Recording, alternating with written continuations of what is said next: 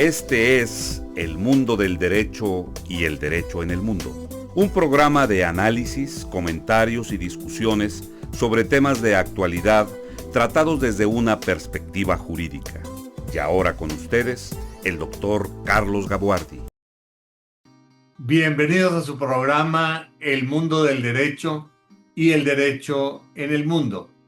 En esta ocasión tengo el gusto de recibir nuevamente en estos micrófonos a una persona que ha sido un invitado recurrente en este programa.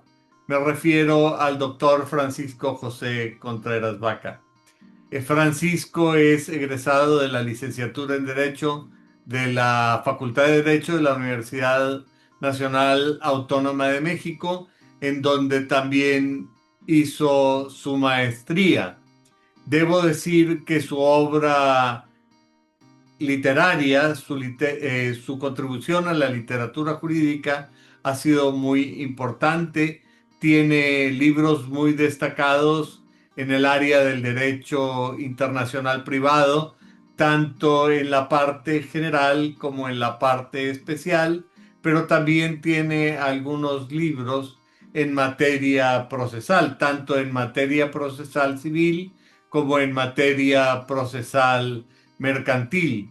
Desde el punto de vista profesional, él ha sido un abogado litigante con una amplísima experiencia profesional en la Ciudad de México principalmente, y como académico ha sido profesor de la Universidad Iberoamericana, del ITAM, de la Universidad Panamericana, y durante más de 25 años ha sido profesor de la División de Estudios de Posgrado en el área de doctorado, porque su nivel está ampliamente reconocido como un nivel doctoral.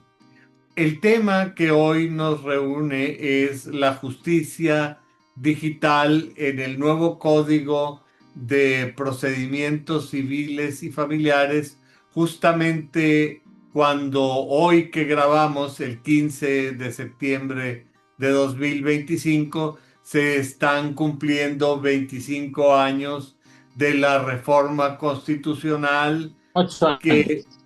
8 años, perdón, de la reforma constitucional en la que se estableció que la materia civil y mercantil serían objeto de la legislación federal. Francisco, muchas gracias por haber aceptado la invitación para compartir conmigo estos micrófonos, y el tema de la justicia digital me parece que es un gran reto para México en general, donde no necesariamente parecen estar dadas las condiciones para que esto suceda.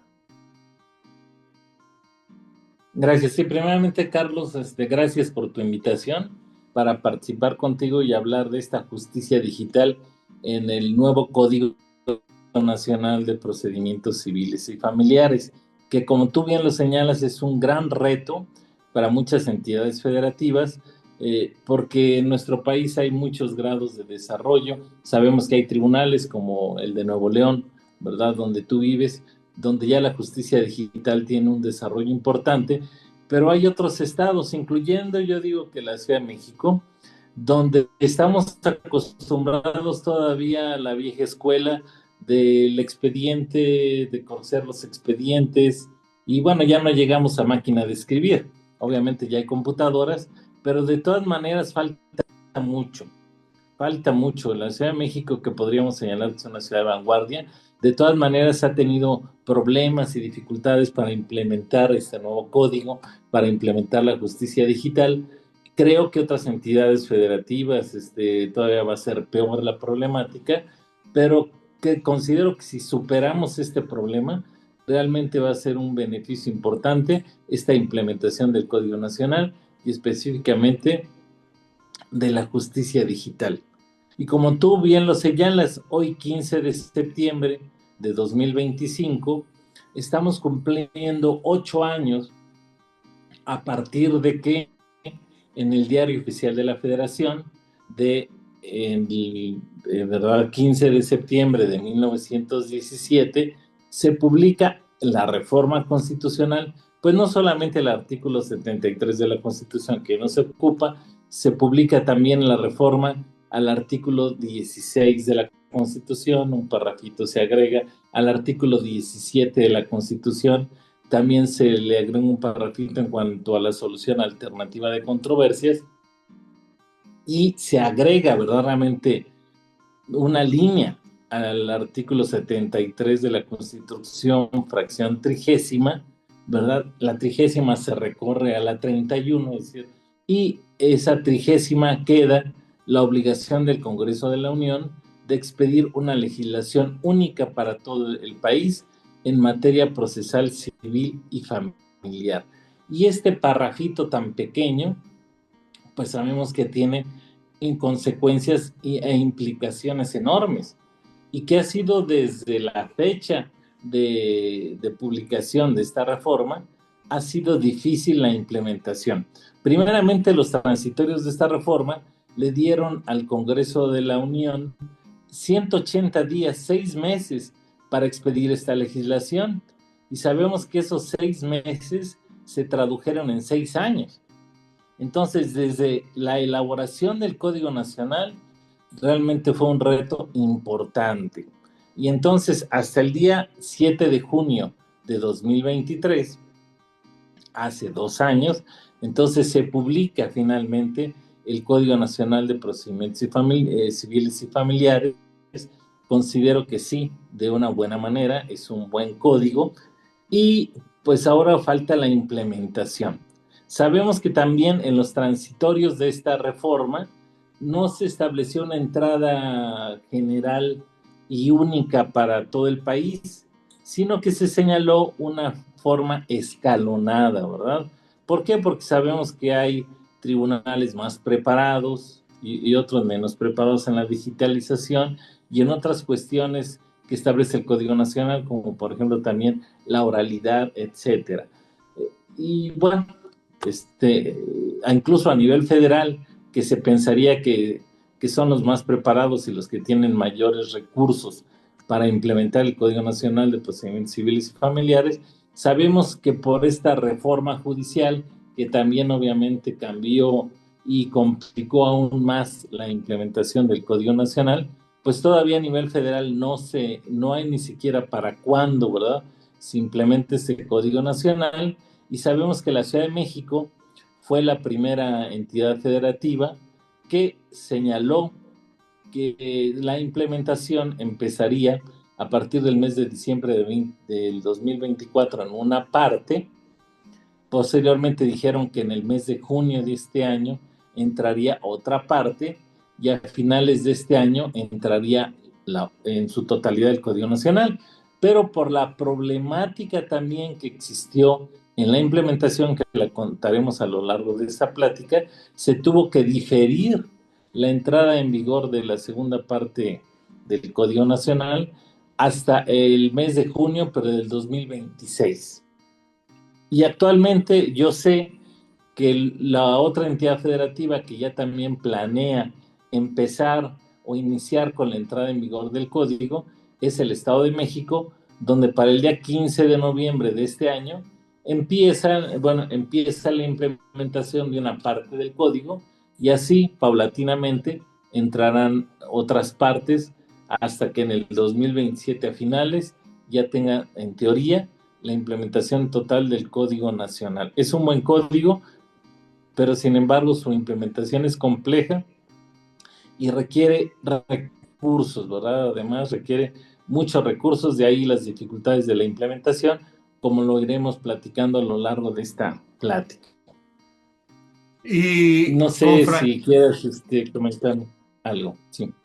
Sí, con franqueza, el tema no es el deseo de implementar, sino financiar la implementación de todas estas nuevas magníficas ideas que contiene el código, tanto en temas de oralidad como en temas de justicia digital, porque francamente establecer un tribunal virtual como el que existe en Nuevo León es muy caro.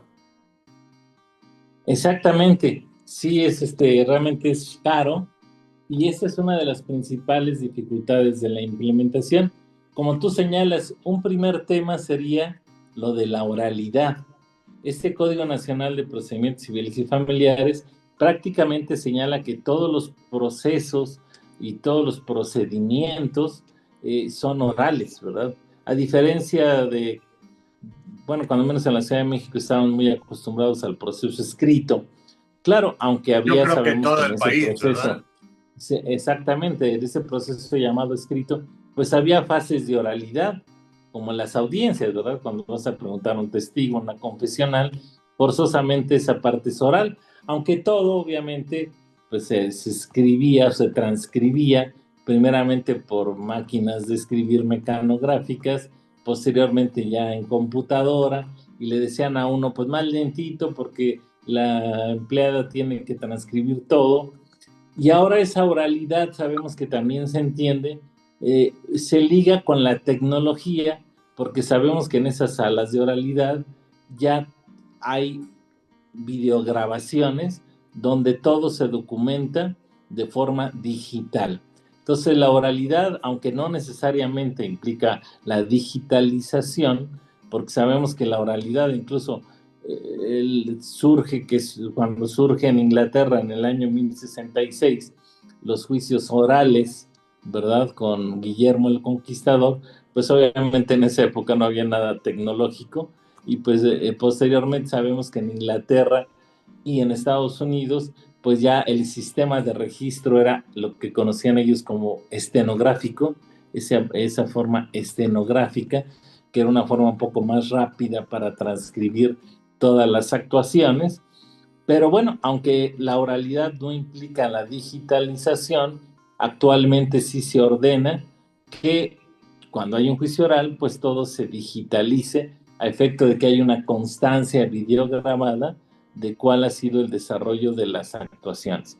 Entonces, empezando por esa oralidad, pues ahí implica ya en sí la digitalización también ahí de la justicia, es empezar con ese proceso de digitalización. Y quizá comentar en la Ciudad de México, hablando ahora de la oralidad. Entonces, como dijimos, en el mes de diciembre empezaron a funcionar realmente dos tipos de juicios orales: el juicio especial hipotecario oral y el juicio especial de arrendamiento inmobiliario oral, eso en materia civil.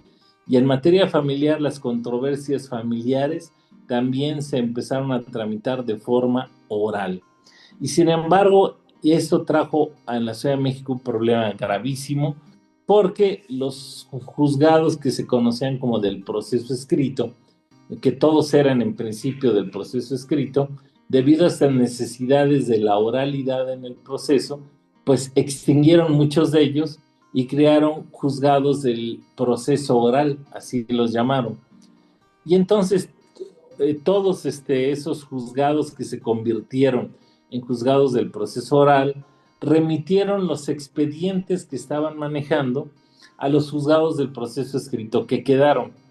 Y eso trajo como consecuencia que esos juzgados del proceso escrito que siguieron funcionando se llenaran de trabajo, tuvieran la doble o incluso algunos decían que la triple carga de trabajo, y que era inhumano trabajar para ellos de esa manera, y trajo como consecuencia un paro laboral, que este paro laboral duró mes y medio, y la consecuencia de este paro fue el compromiso del Tribunal Superior de Justicia de la Ciudad de México en no seguir extinguiendo juzgados del proceso escrito y convirtiéndolos a juzgados del proceso oral, sino que mantuvo entonces la implementación del Código Nacional, lo prorrogó a un año más. Entonces, la segunda parte del código, que iba a entrar en junio de este año en la Ciudad de México, se prorrogó para junio de 2026, a efecto de que se quedaran las cosas así y no hubiera mayor descontento.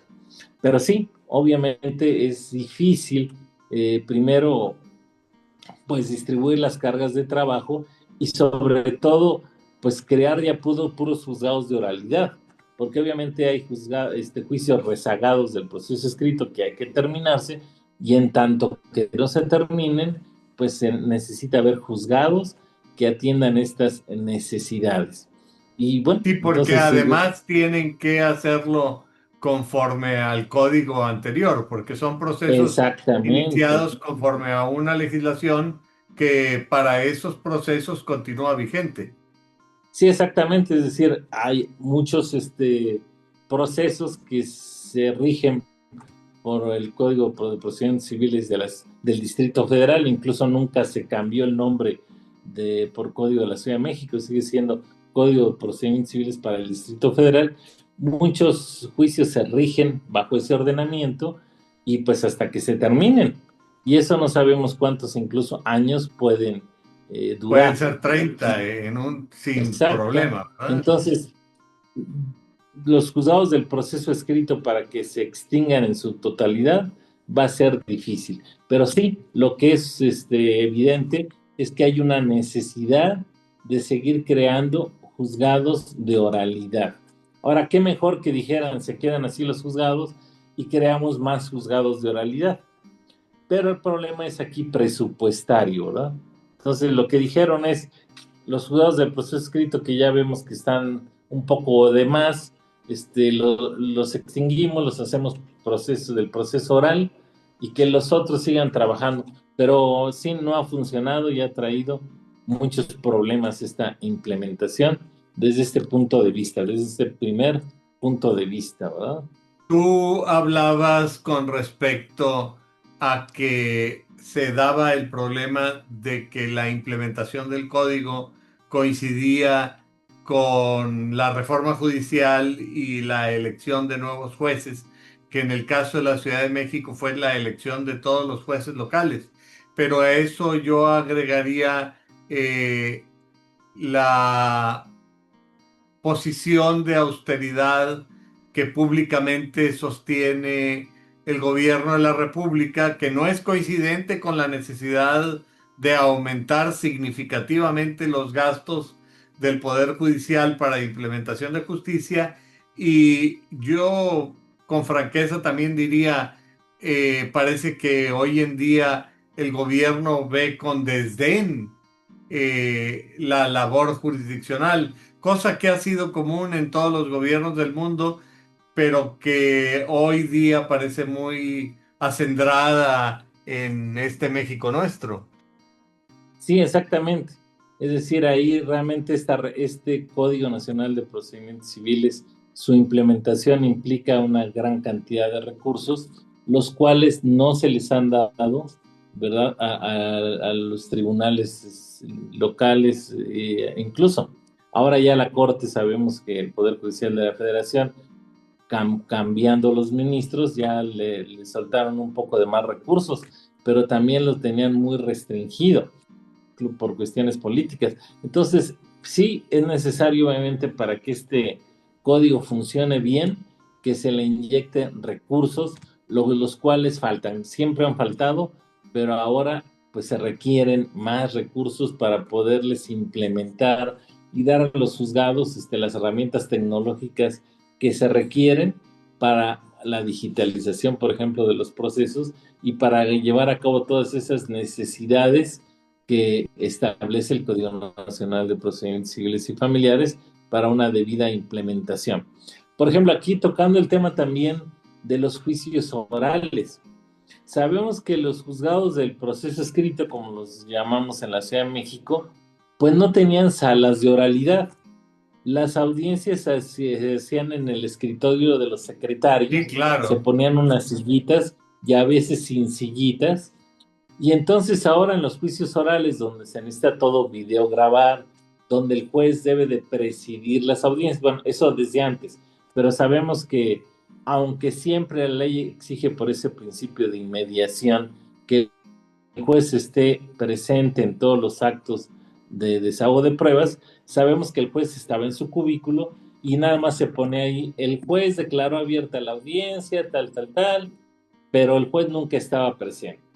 Obviamente Sí, en los claro. juicios orales, pues el juez tiene que presidir las audiencias, todo se videograba, y eso implica primero que la autoridad judicial dedique más tiempo a las audiencias, lo cual hacía firmando acuerdos o haciendo otras cosas en tanto que los secretarios llevaban a cabo las audiencias. Hoy el juez tiene que estar presente de manera necesaria en los juicios orales debido a esa videograbación de las audiencias. Pero además de que se requiere entonces que el juez dedique más tiempo, también se necesitan recursos para esas salas de oralidad. En la Ciudad de México lo que hicieron, para mí la decisión fue bastante inteligente. En vez de hacer nuevos juzgados con salas de oralidad, mantuvieron las instalaciones de los juzgados tal cual, y en los edificios, porque ahí sí son edificios de juzgados, crearon 1 o 2 pisos donde hicieron muchas salas de oralidad. Por ejemplo, en cada piso hay 10 salas de oralidad, son 3 pisos, son 30 salas de oralidad. Y entonces cuando el juez necesita señalar una audiencia, en el sistema entra y le asignan una sala de oralidad, así les dicen en la Ciudad de México, y el juez y el secretario de acuerdos son los que bajan a esos pisos para llevar a cabo la audiencia. Y también puede decir, como cuando uno llega al aeropuerto y dice voy a ver a qué sala sale mi vuelo, también uno tiene que estar atento ahí porque a la mera hora le pueden cambiar la sala de oralidad, ¿verdad? 10 minutos antes que diga, bueno, era la sala 7, pero ya como se tardó esta audiencia, le asignamos ahora a la sala 10.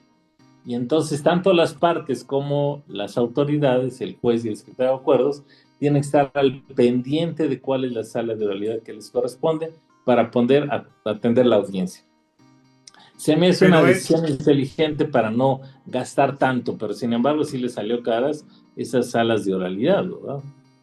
sí, claro, claro, porque ahorita hablaremos de los recursos eh, físicos y tecnológicos que se requieren y materiales que se requieren para esto, pero yo quisiera hacer énfasis en que también se requiere una enorme cantidad de recursos humanos, porque con el procedimiento escrito, con todas sus debilidades y todas las dificultades que presentaba, pues realmente la cantidad de expedientes que se movían era impresionante porque realmente eran los secretarios los que iban conduciendo el proceso y al final solamente acordaban con el juez la toma de algunas decisiones, de tal manera que el juez podía estar atento a varios procedimientos simultáneamente, cosa que ahora con los procedimientos orales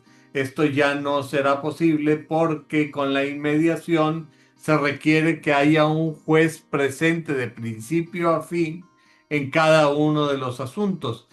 Me pregunto si esto en la Ciudad de México equivalió a un aumento considerable del número de jueces. No, ese es el problema. Realmente lo que se necesitaba es aumentar el número de juzgados.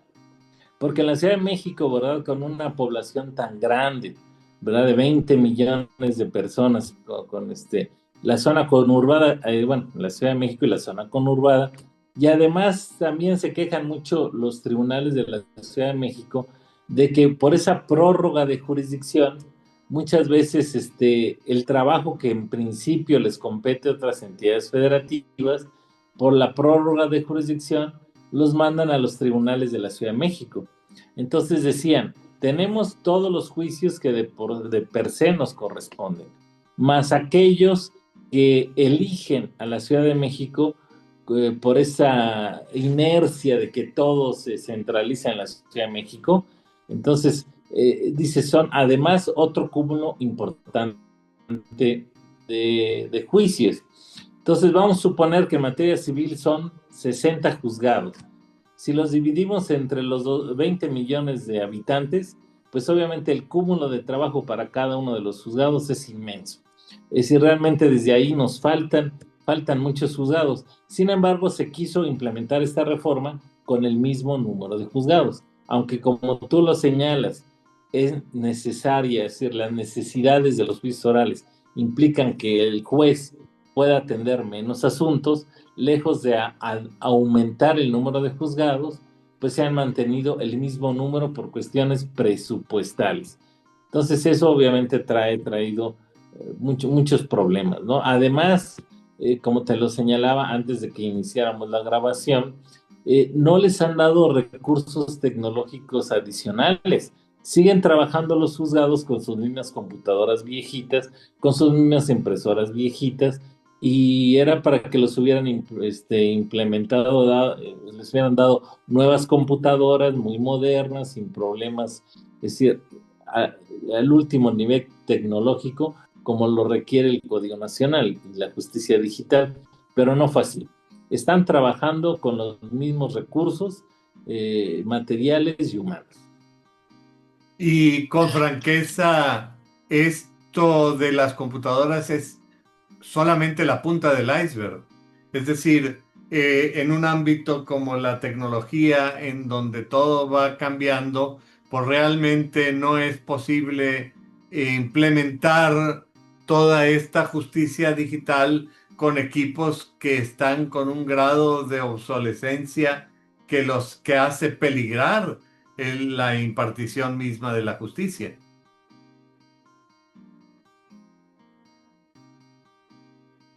Y en este sentido, yo me pregunto cuál es la Sí, manera en exactamente, que es decir, esto va a era suceder. necesario renovar los equipos y darles mejores y mayores herramientas. Claro, se creó, por ejemplo, la oficina de partes virtual, en fin, tuvieron que hacer ciertas adecuaciones tecnológicas importantes, pero lo que es a nivel de campo, a nivel de juzgados, se mantuvo el mismo equipo, lo cual para mí es un error desde ese principio, ¿verdad? Necesitarían haberlos adecuado con un nivel tecnológico suficiente, ¿verdad? Pero sin embargo, bueno, desde ahí empiezan esas deficiencias. Y desde la perspectiva del Quizá te comento, usuario. Carlos, en cuanto a esta justicia digital, para entrar en esta justicia digital del Código Nacional de Procedimientos Civiles y Familiares, señalar que se creó un libro, ¿verdad? Son 10 libros de este Código Nacional. Un libro, el libro octavo, se dedica únicamente a la justicia digital, debido a esa importancia de la justicia digital que se le da en el Código Nacional. Y también lo interesante es que no quiere decir que nada más hay un cierto tipo de procesos o que uno pueda decir, sí me voy a la justicia digital y quiero seguir mi juicio en línea y entonces nada más haya un tipo de proceso digital. No, aquí se establece en este libro octavo que cualquier proceso o cualquier procedimiento que regule el Código Nacional de Procedimientos Civiles y Familiares se puede llevar a cabo de manera tradicional o en línea. Entonces aquí se establece un primer principio en este libro octavo, que es el principio de elegibilidad. La parte actora, desde que presenta su demanda, además de que tiene que señalar de manera forzosa el correo electrónico y el teléfono celular que debe tener WhatsApp para que indique, para que ahí se le puedan hacer las notificaciones electrónicas, también tiene que señalar ahí desde ese momento si desea que el proceso se lleve a cabo de manera tradicional o en línea. Y una vez que el demandado contesta la demanda, ahí también tiene que señalar si el proceso quiere que se lleve de manera digital o en línea. En este caso, si alguna de las dos partes no quiere que sea digital, pues se seguirá de manera tradicional, presencial. Pero si los dos quieren, entonces el juez en cualquier procedimiento lo tiene que llevar entonces de manera digital. Y también hay otro principio, bueno, dentro de ese mismo principio, ahí se establece que las partes en cualquier momento pueden decir si el procedimiento continúa de manera digital o si el procedimiento se va a llevar a cabo de manera tradicional. Si pueden cambiar la modalidad en cualquier momento. Entonces, este es un principio muy importante de la justicia digital. Un segundo principio, también importante es el principio que se conoce como de neutralidad tecnológica. Nosotros cuando Claro, hablamos de audiencia virtual, lo primero que se nos ocurre es una videoconferencia por Zoom o por cualquier otra plataforma que lleva a cabo o realice este tipo de videoconferencias. Pero, claro.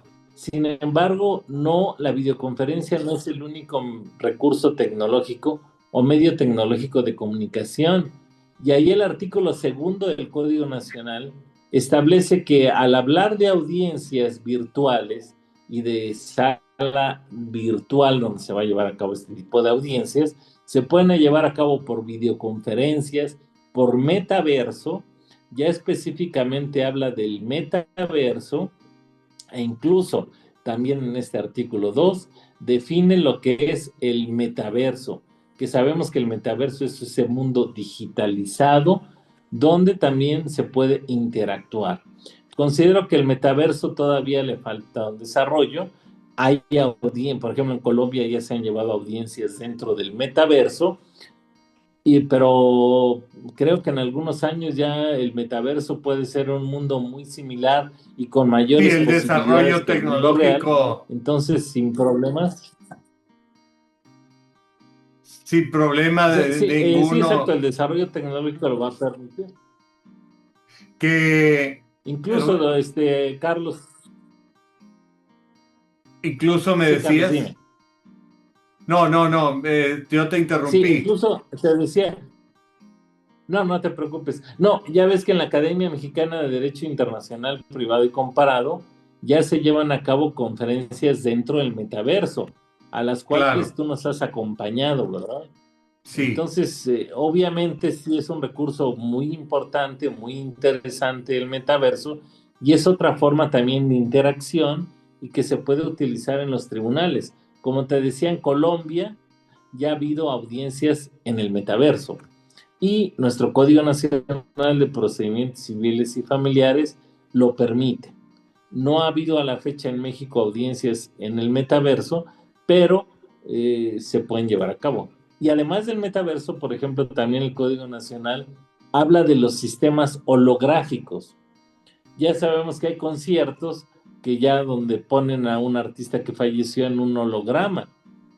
E incluso hablando, por ejemplo, ya de cuestiones académicas y cuestiones que pueden servir para los tribunales, hay algunos desarrolladores extranjeros que han hecho como cajas que se pueden poner en caso, cuando hablando de un salón de clases al frente, donde va el profesor, o también en la sala de audiencias se puede poner donde va a estar la persona que va a declarar y ahí entonces se reproduce la imagen holográfica de la persona que puede estar ella en Europa, Asia o en otro país y pareciera que está físicamente en la sala de audiencias, ¿verdad?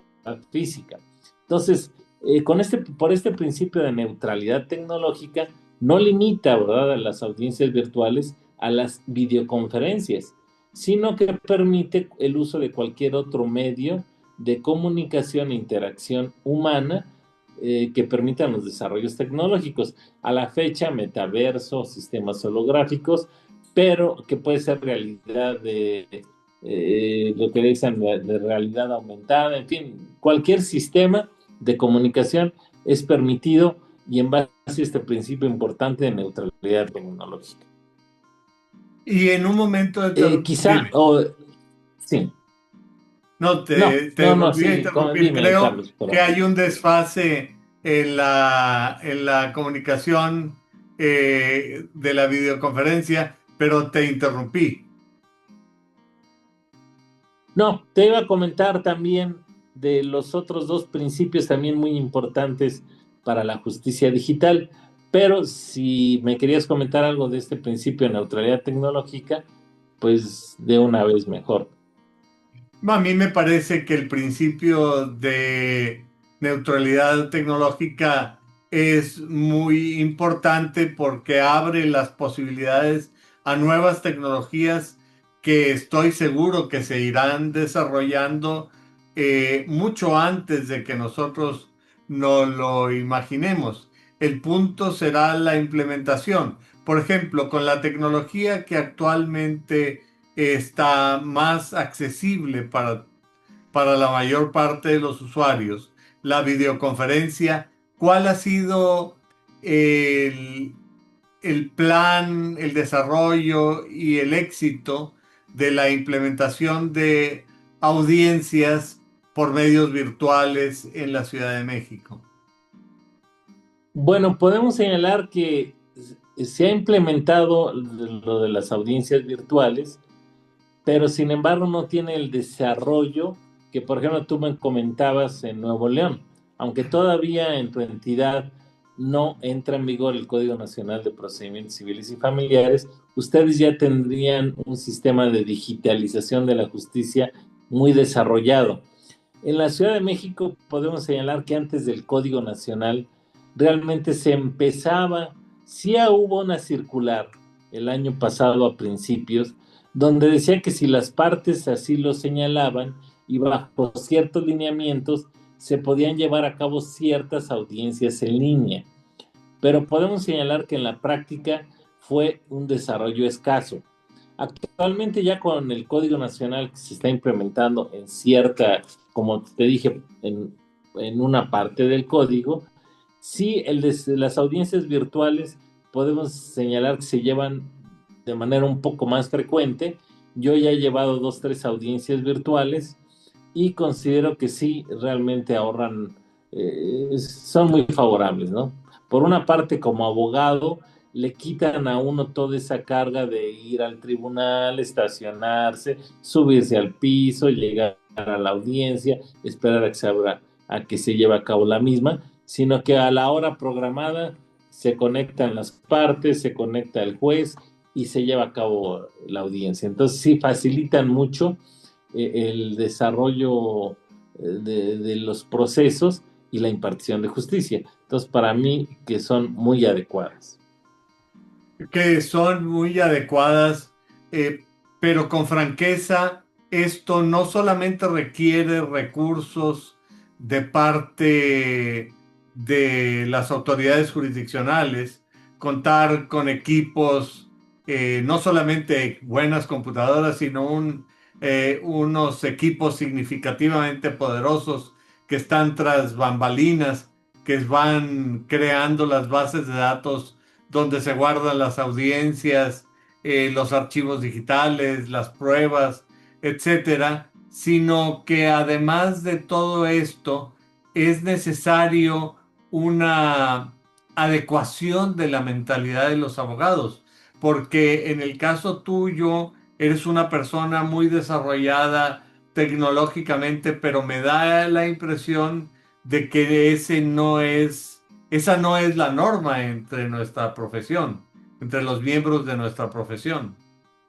Sí, que así bien como tú lo señalas, hay muchos abogados que prefieren, aunque ya pueden presentar, por ejemplo, sus escritos por medio de la oficialidad de partes virtual, debido a ese temor, prefieren hacerlo de manera física, ¿verdad? Entonces, no me voy a ir a los tribunales, están a media hora o a una hora, me estaciono, etcétera, pierdo más tiempo, pero a mí, además de que me gusta tener mi copia sellada, para mí es mejor que a ver cómo me va presentándola por internet. Muchas personas no están muy familiarizadas con todas estas herramientas tecnológicas. Y así también en las audiencias. Por ejemplo, yo recuerdo mi primera audiencia, no utiliza el Tribunal Superior de Justicia de la Ciudad de México, el Zoom, utiliza otra plataforma, no sé si el Webex o cualquier otra plataforma, que yo no la había utilizado. Entonces, En la el primera caso de Nuevo audiencia, León es Teams, allá parece que no Microsoft sea muy Teams. igual, en fin, hay varias. Entonces, yo como no estaba muy familiarizado con la plataforma, me acuerdo que no podía, no me veían. Entonces ahí había un botoncito que decía iniciar la grabación y yo dije, no, si le pico a lo mejor me saca. Entonces me decía el juez, si no lo veo, pues no vamos a poder, voy a tener que suspender la audiencia y todos mi cliente ya ha podido entrar, la parte demandada ahí estaba y el único que faltaba era el abogado de la parte actora, que era yo. Y entonces ya a la mera hora, por desesperación, dije, ni modo, le voy a picar aquí el botoncito a ver si no me saca. Y finalmente ya era lo que tenía que apretar y ya me dijeron, ya lo vemos, licenciado. Y ya empezó la audiencia. Entonces, aunque uno está un poquito más familiarizado con esto, también al inicio tiene uno sus problemas, ¿verdad?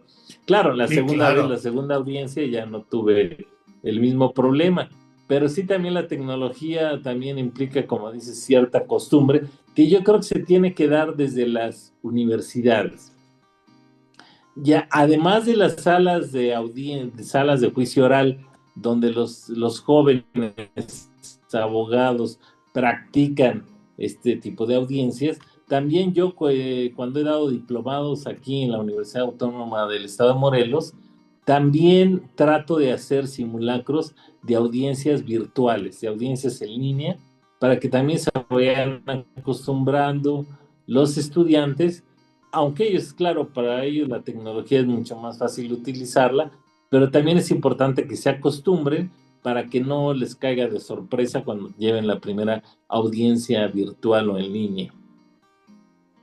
Sí, y bueno, nosotros ya hablamos de las audiencias en nuestras computadoras de escritorio, etcétera, pero los jóvenes hoy en día todo lo manejan a través del teléfono y reciben sus notificaciones, etcétera, inclusive celebran las audiencias por teléfono. Pero ¿cómo opera este ámbito de las notificaciones?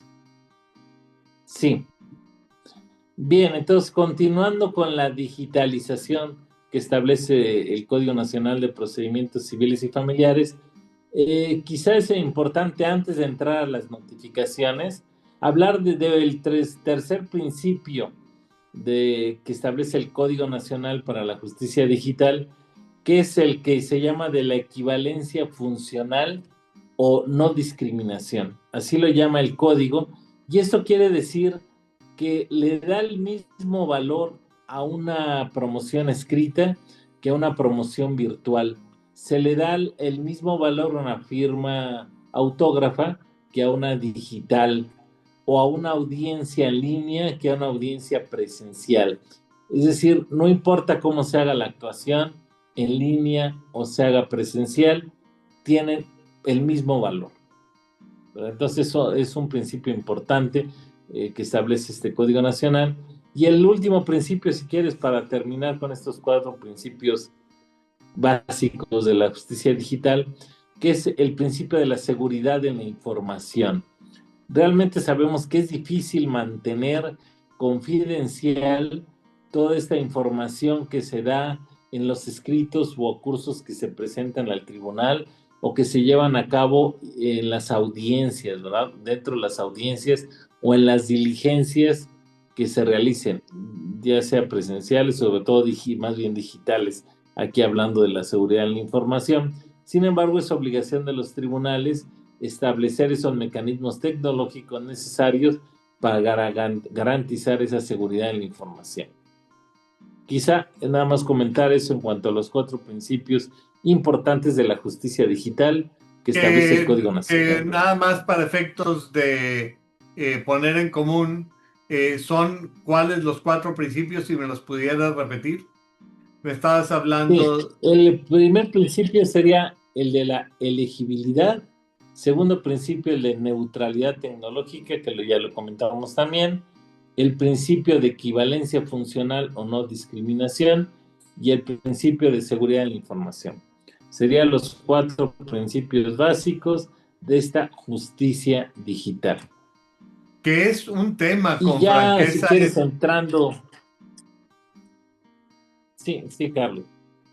que es un tema este, te decía, el de la seguridad de la información.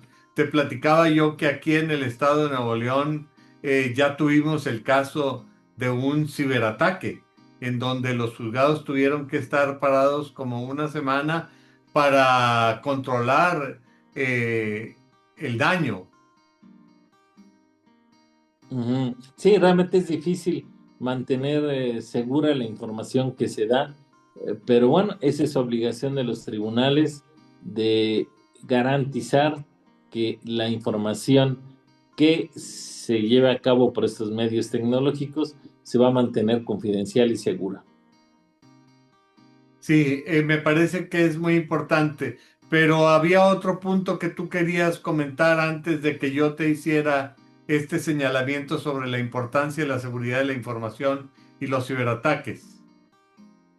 Sí, sí, por ejemplo, te digo, aquí en el Tribunal Superior de Justicia de la Ciudad de México, desgraciadamente a la fecha, yo sé de alguna persona que me dijo, pues mira, si quieres una ex información, se puede conseguir.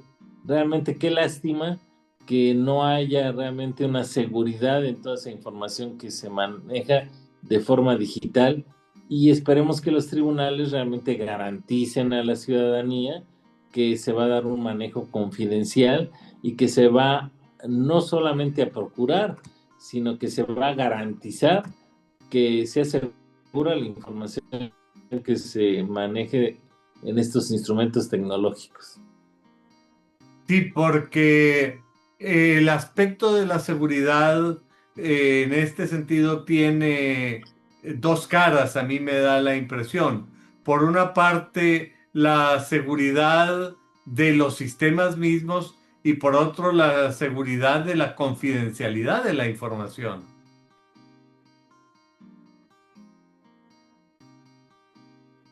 Exactamente, sí tiene, exacto, se implica esas dos cuestiones, ¿verdad?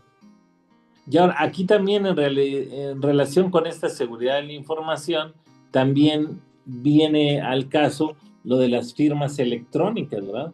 Si la firma electrónica, sabemos que una persona, al estampar su firma electrónica avanzada, está obviamente apoyando o avalando que esa información que se transmitió es hecha por esa persona y que se avala en cuanto a su contenido y efectos. Entonces, la firma electrónica avanzada, el uso de la firma electrónica avanzada en todas estas promociones digitales es muy importante. Y quizá nada más señalar que el Código Nacional de Procedimientos Civiles y Familiares,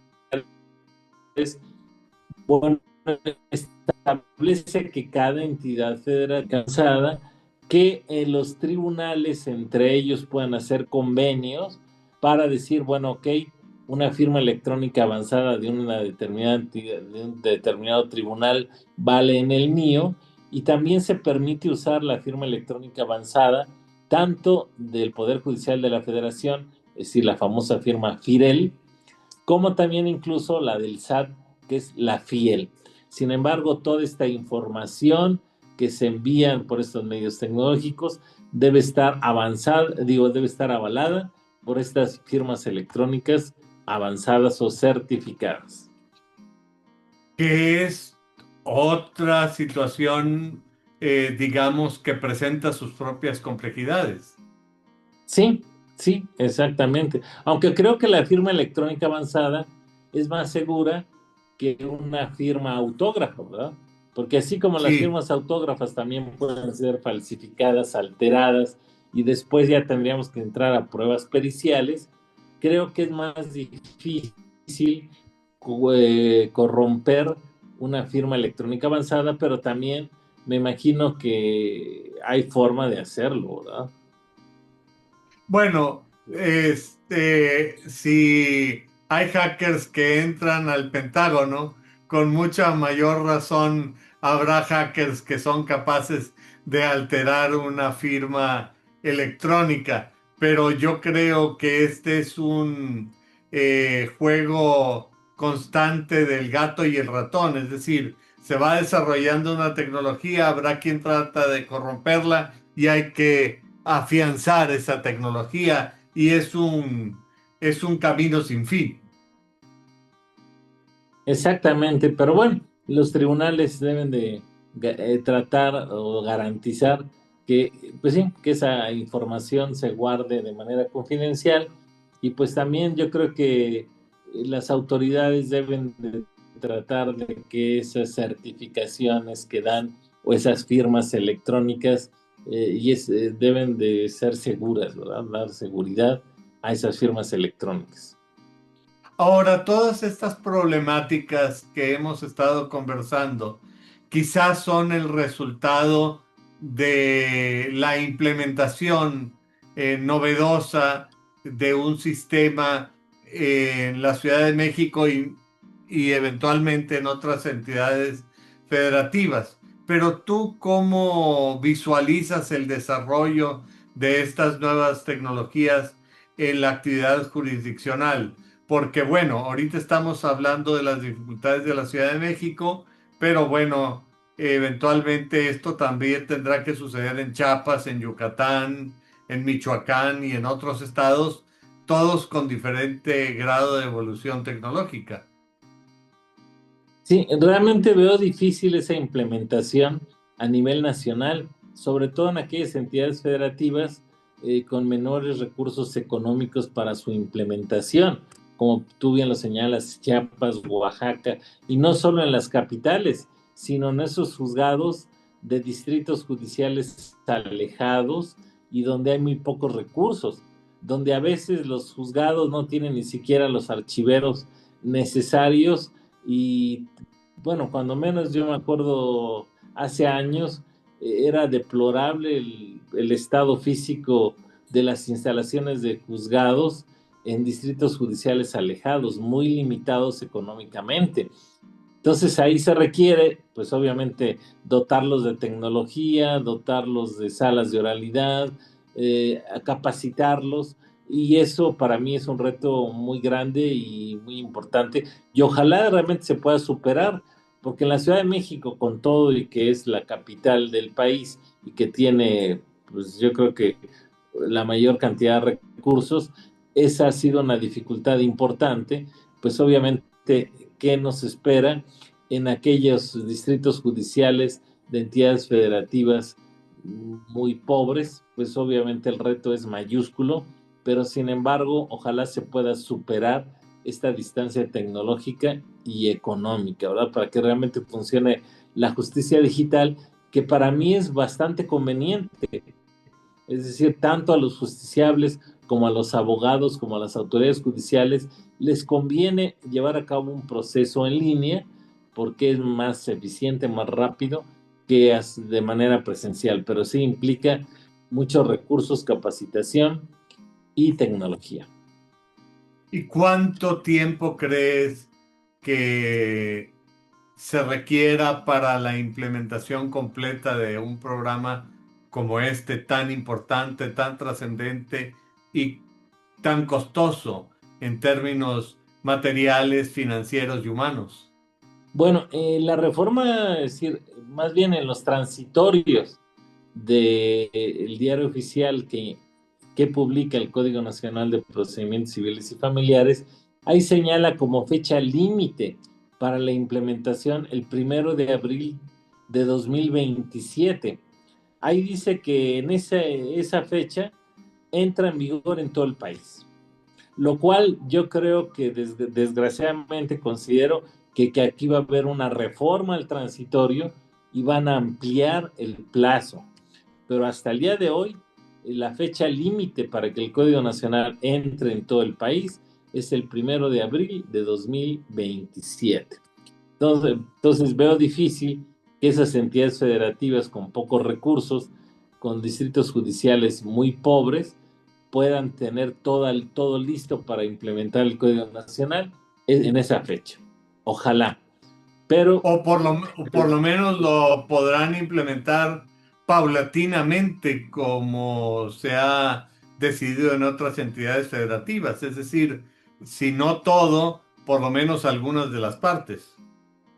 exacto, pero como está ahorita los transitorios es que entra en vigor automáticamente en todo el país el 1 de abril de 2027 en su totalidad.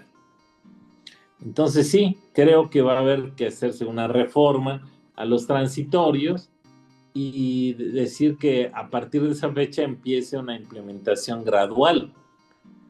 Pero en teoría, el 1 de abril de 2027, todo el país se regirá por el Código Nacional de Procedimientos Civiles y Familiares, tanto el Poder Judicial Federal como los poderes judiciales de las entidades federativas. ¿Y en qué otros aspectos toca este ámbito de la justicia digital en donde sea relevante poner atención? Bueno, realmente la justicia digital implica muchas cuestiones. Por ejemplo, otro aspecto sería las oficialías de partes virtuales.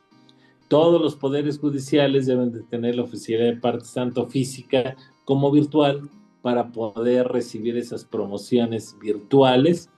Y, por ejemplo, se habla también, como te señalaba, de los expedientes físicos y los expedientes virtuales. Una vez que yo presento una promoción, ya sea física, se tiene que digitalizar y pasarla al expediente virtual. Y si yo presento una promoción virtual, se tiene que materializar y obviamente imprimirla y pasarla al expediente físico. Entonces aquí se dice que los tribunales van a manejar a la vez tanto el expediente físico como el expediente virtual, lo cual implica también un costo, porque obviamente cuando yo presento una demanda de 50 hojas de manera física, pues el juez lo único que, bueno, la agrega al expediente y dicta el acuerdo que pueden ser 1 o 2 hojas, pero si la presento por vía digital, las 50 y tantas hojas o 100 hojas o abogados que hacen 200, 300 hojas, pues obviamente el tribunal tiene que imprimir todas esas hojas, lo que implica costo en papel y costo también en toners, además del tiempo del tribunal en las impresiones, y entonces no tienen ni papel, ni toner suficiente, ni el personal suficiente. Entonces también ese fue un problema que trajo como consecuencia ese paro de labores de mes y medio en el Tribunal Superior de Justicia de la Ciudad de México, porque decían es que no nos dan ni siquiera papel para imprimir, no tenemos toner suficiente, no tenemos el personal suficiente para que se dedique a imprimir todas esas promociones digitales y agregarlas al expediente físico. Entonces, lo que sí dice el Código Nacional es que también los consejos, bueno, ahora los tribunales, dice del Consejo de la Judicatura, pero pues ya sabemos que ya no hay consejos de la Judicatura, pero bueno, el equivalente, es decir, el tribunal tendrá que determinar en todo caso si habrá expedientes físicos o también dice que se puede autorizar a hacer puro expediente virtual. En el Estado de México, en algunos distritos judiciales y a manera de práctica, hicieron lo que se conoce como cero papel, donde hay tribunales donde ya no reciben promociones físicas, incluso si uno va a presentar la promoción físicamente, la escanean, la digitalizan y le devuelven a uno el original, y lo que se queda el tribunal y maneja es puro expediente virtual. Y entonces las notificaciones virtuales, todo virtual, ya no hay expediente físico. Entonces creo que eso es lo que debe de suceder en la justicia en México. El expediente físico cosido con aguja e hilo debe desaparecer y realmente el que debe de existir y mantenerse es el expediente virtual, que además ahí sí no implica ni costos para el tribunal de papel e impresión, y también en caso de la Ciudad de México, en caso de terremotos, porque a veces en el terremoto de 1985 Sí, se claro. cayeron 2 edificios de los juzgados por el peso de todos los expedientes. Entonces también eso se solucionaría mucho, ya los juzgados no tendrían tanto peso, el papel es muy pesado, y también después aunque ahora los expedientes sabemos que se destruyen, también las bodegas que tienen los tribunales, los archivos judiciales de los tribunales, pues desaparecerían y todo se mantendría de manera digital, de una forma, pues obviamente sabemos, muy compacta, ¿verdad? Entonces yo creo que el expediente físico va a desaparecer. Y conforme al Código Nacional puede desaparecer, pero yo considero que debe desaparecer y que ya se debe de señalar que no habrá expedientes físicos, todos van a ser expedientes virtuales o digitales. Sí, una gran pérdida para los historiadores que anteriormente tenían que focalizarse en documentos y que a partir de ahora se tendrán que focalizar solamente en documentos virtuales y que eventualmente necesitarán tecnologías que sean capaces de descifrar lo que se ha escrito con tecnologías que en el futuro ya estarán obsoletas. Sí, exactamente, es decir, ya lo escrito pues va a desaparecer y pues como dices, todo va a ser digital y lo importante es conservar todos esos información digitalizada, esa información tecnológica, pero sí considero que definitivamente el expediente físico está destinado a desaparecer. Ahora, además de los expedientes físicos en la justicia digital, sabemos que también la justicia digital implica las notificaciones por correo electrónico, por teléfono, es decir, por WhatsApp, los oficios, que también era muy común. Es decir, ya se acabaron, yo digo, ya se acabaron los paseantes de derecho. Antes daban un oficio y entonces velo a presentar hasta quién sabe dónde, y pues ahí el paseante de derecho pues se iba a presentarlo. Ahora ya todos esos oficios entre autoridades, en principio, el Código Nacional señala que deben de ser virtuales, deben de ser digitales a través de los correos electrónicos oficiales. Imagino con el tiempo también se irán sumando muchas empresas donde recibirán los expedientes para descuento de pensión, etcétera, de manera digital. Al igual, por ejemplo, los exhortos. Antes era muy bonito, yo me acuerdo cuando era pasante me decían, vete a Monterrey a presentar este exhorto. Y entonces decía, me voy al Rey del Cabrito y después, en fin, ya decía uno su ruta y también era bonito llevar un exhorto y diligenciarlo. Ahora, pues bueno, en principio la transmisión de los exhortos son vía electrónica y claro, en ocasiones el abogado tendrá que ir para hacer algunas cuestiones que requieran el desahogo del exhorto, pero a lo mejor si no es necesario, todo se hace digitalmente, lo cual obviamente agiliza el trámite del proceso en teoría, porque en la práctica, como te señalaba, por ejemplo, en la Ciudad de México yo tengo un exhorto que es al Estado de México, donde ya establece esa vía digital de envío de los exhortos, y el empleado ya me trae como 2 meses diciéndome que no hay sistema. Licenciado, no se lo he podido enviar porque está fallando el sistema y no lo hemos podido mandar. Entonces antes era porque no había papel o el juez había dicho que corrigieran tal cosa, que está un error, etcétera. Ahora no hay sistema. Entonces, de todas maneras, sí, se tiene que mejorar toda esta eficiencia y de manejo tecnológico, pero ya que funciona esto de manera normal, sí obviamente va a ser muy benéfico hacer exhortos, oficios vía electrónica.